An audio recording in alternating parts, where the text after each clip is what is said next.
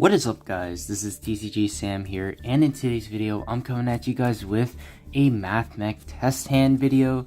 So from my Mathmech guide, I saw some comments asking for a test hand, so I'm going to be doing that in today's video. If you haven't checked out the deck profile that I went 4-0 with, or if you haven't checked out the complete guide to Mathmech, definitely do check those out. They are up on my channel already. You will have a better idea of why I'm playing certain ratios of cards and how certain interactions between these cards are. Also keep in mind that the build that I'm showcasing here is kind of like experimental. It's not really the most ideal one, but the purpose of this is to show what the Mathmech deck can do. So hopefully I'll still be able to showcase that. With that being said, let's just finish shuffling up, and we will be doing one going first test hand and one going second test hand. So for our very first one, for our going first, we have addition, gamma, diameter, Nibiru. Pretty much these are going to be irrelevant in this going first test hand because we don't really have a chance to gamma our opponent. Of course, Nibiru is just going to be in our hand for later on. This is a perfect opportunity, I guess, to show how even normal summoning diameter without a target in the graveyard is still an incredibly powerful play. We're going to start by normal summoning the diameter, activating the effect of the addition, targeting the diameter special summon itself. It would have been the exact same result had we had a card like subtraction instead. We just need the extra level 4 on the board. We are going to XYZ summon into a copy of Mathmech Alambertian. And it's also important to remember that Alambertian has the effect of diameter this turn, which means that it's able to negate anything from our opponent. So we are able to essentially have a call by the grave during our turn, as long as Alambertian is on the board. And that's incredibly powerful because that means the opponent needs to have 2 hand traps in order to prevent this from resolving. So Alambertian is going to allow us to add Mathmech Circular from our deck to our hand, activating the Circular, dumping the Sigma to the graveyard, and then activating the Sigma to special summon itself back. That's going to trigger the effect of Circular to add Mathmech Super Factorial. This is going to be a key part of our end board. Next up, even though we do lose the Sigma for follow-up, it's not that big of a deal because we still have 3 monsters in our graveyard that we're going to be able to use for Super Factorial. Linking away the Sigma for a copy of Link Disciple. So this build is still playing Link Disciple. I will rewind to this point later on in this combo just to show what you could do if you decide not to play the Link Disciple package. But since I am playing it, I'll show you what I would normally end with. You just turn the 2 into Link Disciple, Link Devotee. And it's important to actually use Alambertian's effect to summon Tribute the Devotee and not the Link Disciple. Yes, you can be a little greedy and Disciple away the Devotee just to try to fix the Gamma. But the reason I don't recommend that is because later on you're going to have to link away your Mathmech Alambertian for your combo. And that makes it so you no longer have that negation on your board, which means you're more susceptible to cards like Nibiru, the Primal Being. So depending on if it's like game 1 or game 2 or game 3, like your opponent will probably side Nibiru post game 1. But if it's game 1, you could try to go for Disciple, Tribute this, and then try to replace the Gamma with another hand trap or something. But since we were trying to play around as many hand traps as we can, we are just going to use Alambertian, summoning back any one of our level 4s, and then activating the Devotee effect to summon out 2 tokens. Linking away the token and the copy of the Disciple, we are going to make a copy of Cyber's Wicked. Now from here, we can turn the diameter and the token into a copy of IP Masquerena. And then activating the effect of Cyber's Wicked, we just banished one of the 2 links in our graveyard. Devotee's probably a bit better because we want the light one engraved just in case for access code later on. And then we're going to add the diameter. And then from here, this is our end board pretty much. We have access to a IP Masquerena for upwards of like 3 material Appaloosa, or like just like an access code talker or something, or Mech Knight Crusader Abramax, whichever one you play. Plus, most importantly, Super Factorial is going to be able to summon on our opponent's turn a copy of Mathmech Laplacian, and that's not only going to give us a negate, but it's going to rip a card from their hand, rip a card from their monster zone, and rip a card from their spell trap zone. So it's incredibly powerful, and all of this was done under the protection of diameters. So that's why I wouldn't recommend doing the play where you use the Disciple to tribute the Devotee, just because you want to play around the hand traps a bit better. But yeah, that's kind of the standard end board in like most Mathmech builds that play the Link Disciple Devotee. Yeah, you might think like, oh, it's like kind of underwhelming, and In a sense, that's only because super factorial, it's kind of hard to grasp how good super factorial is. This non-targeting sends, so like it doesn't trigger effects that get destroyed when cards get destroyed or discarded or anything.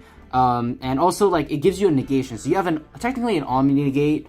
You potentially have like monster negates with like Appaloosa or something. You could also make Unicorn technically if you played that as well. So a lot of actual potential disruption off of just like the single copy of Super Factorial and the Masquerena. So definitely not a board to scoff at. And it's also important to remember your board actually doesn't lose to a card like Dark Ruler, because Dark Ruler just trades 1-for-1 with Masquerena. We still have access to probably the best card in our back row, which is going to be Super Factorial.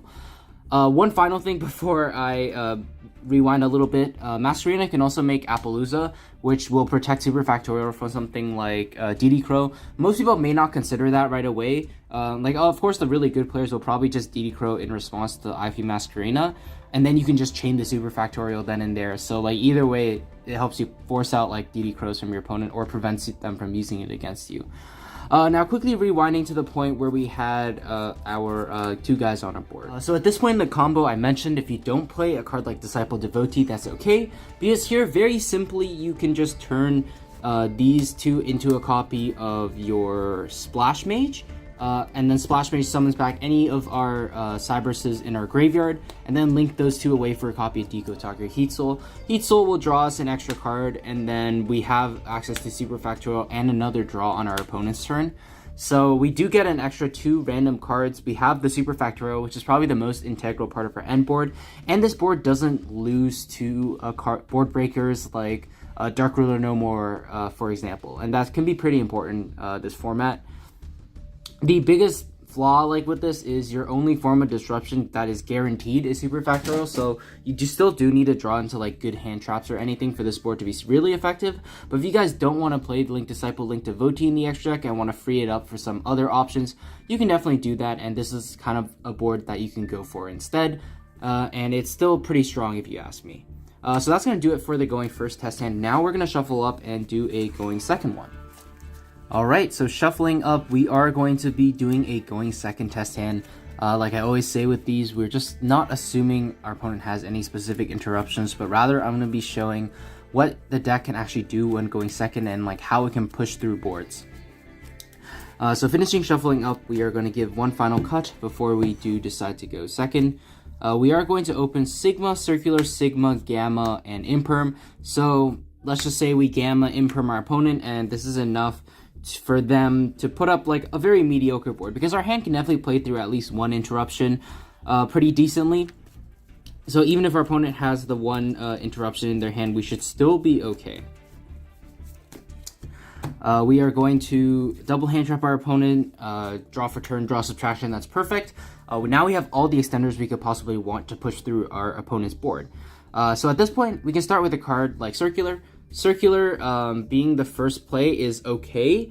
You could also, like, that's the thing, depending on what your opponent has, if you know for sure that they're like holding for your Circular, you could try something like normal Sigma, subtraction one of their monsters, summon this out, and then your opponent thinks you have no access to Circular, so they may be more inclined to negate Alan Burchian, which you really just don't care about. If your opponent just negates Alan Burchian, that's totally okay, and we can just play as if our opponent negated. It really just doesn't matter. We can just activate Circular next. Circular can dump a copy of our Diameter to the graveyard. We still have access to Circular being able to use its effect. When we activate Sigma in the graveyard, special summoning itself out, Circular can add another card, so this forces out another interruption, because if our opponent doesn't interrupt it, we guarantee a way to play, even if we get Nibiru'd or our play gets stopped. Or we can search a copy of Equation to push through their board, depending on how many interruptions they have. So at this point, I would search Super Factorial if you suspect they may have a card like Nibiru, just because we don't have the protection of Diameter in this hand, unfortunately, if we're trying to go for a game. So you can search Super Factorial just to be safe, and we still have access to a very powerful play if we get Nibiru. Or if you know your opponent may have some more interruptions, I would go for Mathmech Equation. The extra monster can just help push up one more link material for like an access code talker or something. So let's just assume we add a copy of Super Factorial, and then from here, my favorite part about a Cybers deck is that you're just able to turn any 3 Cybers monsters into just like an OTK. Like, it's actually crazy. You turn those 2 into a copy of our Splash Mage. Splash Mage brings back any one of our Cybers monsters, linking the 2 away for a copy of Update Jammer. And then from here, we can turn the Update and the Splash into Transcode if you really want to. And then we can activate the Update, give Transcode 2 attacks. You may as well, because Update is not once per turn. And just in case our Transcode gets negated or something, we can still attack twice with it. But now Transcode brings back the Update Jammer, and then we're able to turn these 2 into a copy of Access Code. Chainlink 1 Update, Chainlink 2 Access Code on Transcode, so your opponent can't respond to that, so the Update Jammer resolves for sure. And now we have a 5300 monster that can pop 3 cards and that can attack twice. So, especially after we potentially played through multiple interruptions from our opponent, the fact that we're able to OTK them as well just goes to show how powerful, like, just getting Cybers monsters on the board is. You might, like, assume that the Cybers monsters on board just aren't that scary, because, like, you already used Alan Bertian, right? Like, what are you really going to do with them? Well, you can turn them into things like this, and this just honestly just slaughters your opponent. This is why I also prefer playing Access Code Talker in my builds, and using that to OTK as opposed to trying to play like Final Sigma to OTK, just because in that situation specifically, since we didn't have access to like Nabla or anything, we wouldn't be able to actually do that combo. And the fact that just any generically Cybers monsters just turn into that, it makes it already really powerful. So yeah, that's going to do it for the test hand video. Once again, if you haven't checked out the deck profile or the Mathmech guide, be sure to do so. I go over step-by-step combos in that. I also go over like things to remember when you want to play this deck or play against this, so do keep that in mind. But with that being said, I hope you guys enjoyed the video, and I will see you guys in the next one. Take care.